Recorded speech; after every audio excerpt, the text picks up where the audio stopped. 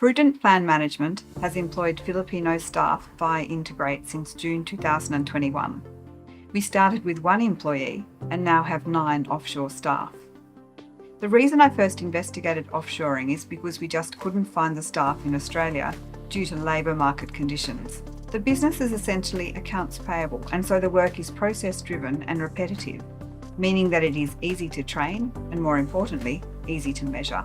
Everyone starts at that level, and then if we see potential, there are a variety of other roles branching out from that. At the beginning, I assumed that Intogreat had a pool of staff on the payroll waiting for a position, but I quickly realised that the responsibility for selecting a candidate is ours alone. But this is only after Intogreat has fully vetted candidates, including 2 levels of interviews, followed by an aptitude test and pre-employment checks for a criminal record as well as a physical. Only after Intogreat are happy that they meet those requirements, they put them forward with the vetting result, and we decide whether we'll interview them, just as we would if we were advertising in Australia, but with most of the groundwork already done. The first few hires we did were fast and successful, with a number of high-quality people to choose from.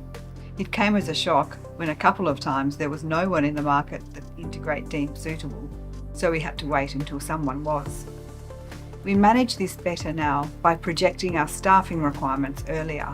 I would never think of employing directly. The labour laws in the Philippines are so complex that it is a better use of my time to work on the business, not to try to understand the labour laws.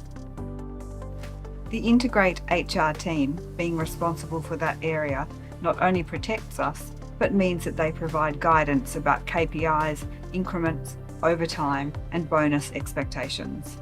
My team has an immediate supervisor not employed by Prudent. She manages the review process and is a conduit between us and the HR and IT teams. I also have access to the CEO and Chief of Operations, both based in Australia, if I need them. One frustrating thing about offshoring in the Philippines is the number of public holidays. It's quite convenient if there is no public holiday in Australia when there is a public holiday in the Philippines, and vice versa, because this means that the offshore team can catch up on invoices. But it's difficult to manage if the holidays are granted suddenly, the day before or the week before, and this seems to happen a lot. Another frustration is the unpredictable and not infrequent power blackouts, but our staff are accustomed to it and they always seem to work back to get the work done. Offshore staff have filled an operational need certainly, but they have added so much more.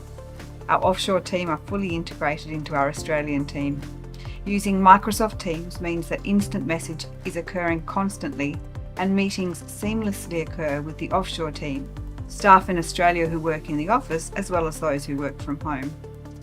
We don't see our offshore team any differently than we do our team back in Australia. They have just as many opportunities for promotion and variety as any of our onshore team. To sum up my overall sentiment, offshoring to the Philippines has been great for the business. We just wish we had found Intogreat sooner.